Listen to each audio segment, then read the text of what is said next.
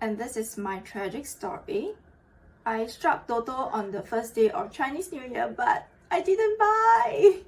How did that happen?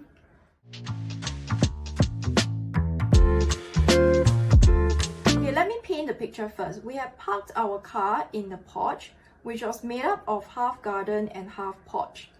And in the porch area, there were some flower pots hanging above head level. When my brother opened the car boot door, it dislodged one of the flower pots from the hooks. But it didn't drop immediately because it was still supported by the boot door. And my hero husband went to help. So that was his account. He said that he noticed that the flower pot in front of him is being secured onto the hook. But he didn't realize that the flower pot behind him was not secure. So he happily slammed down the car boot door, and the flower pot just ping pong dropped on the floor, smashed just 3 meters in front of me. I immediately felt an impact on my toe and I screamed, not because of the pain, but because I was afraid for my children. They were standing right in front of me, and if I felt something, they would have been hurt as well, right? So I just stood there screaming, sort of like also warning them not to move because of all those broken shards on the floor. And I also wanted to wait for the pain to disappear, hoping that it's just an impact and it was nothing serious. But something in my husband's voice told me that it's not just an impact. I finally gathered my courage to look down, and I saw blood gushing out from my toe. There were blood and ceramic shards everywhere. I couldn't move, so I had to be carried back into my auntie's home where my husband cleaned the wound, everything. So there was so much blood, I thought that maybe I needed some stitches.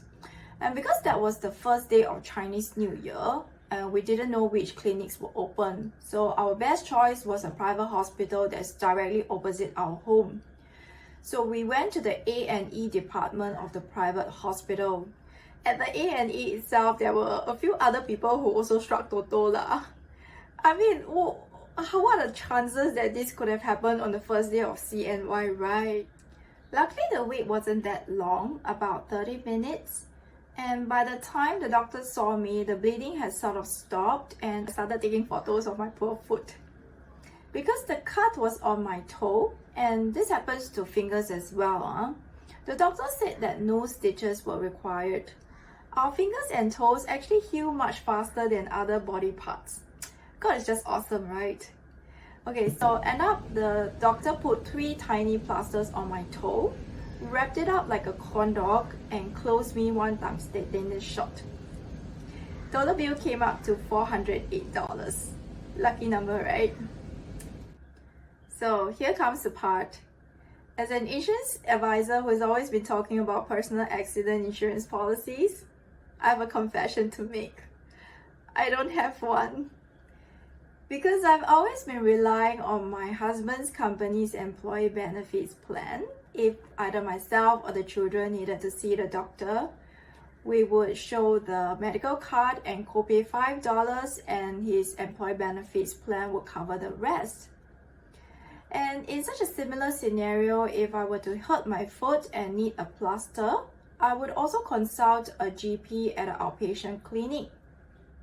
In all fairness, I do have a personal accident policy with the MINDEF Group Insurance Plan. It's a personal accident plan which covers me for $600,000 for death and total permanent disability, and it costs only $6 a month.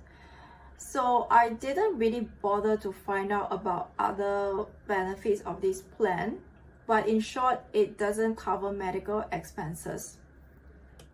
So I turned to my husband and asked, "Your employee benefits cover everything, right?" He didn't answer me immediately. The hesitation in his reply told me that something isn't right. He said he would check. And it turned out that these special circumstances of an outpatient consultation in an A&E department of a private hospital, his company's employee benefits only cover up to a limit, like 100 plus over dollars, and we have to pay for the balance in cash ourselves. If I had a personal accident policy, say from QBE, then this bill will be covered under accidental medical expenses benefit. Even the cheapest Plan A, which costs $120 a year, can cover up to $300 medical expenses. And so now, after recommending dozens of PA plans to my clients, you will be witnessing me applying for this QBE PA plan live.